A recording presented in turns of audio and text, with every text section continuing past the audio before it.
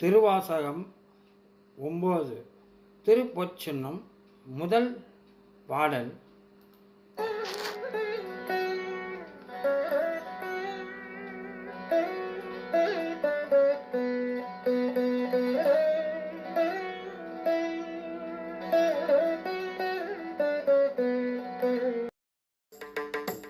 முத்து நல் தாமம் பூமாலை தூக்கி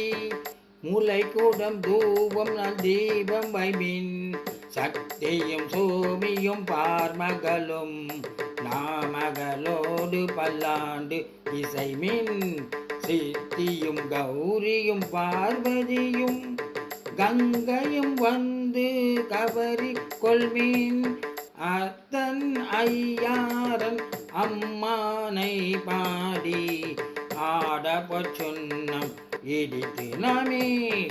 ஆட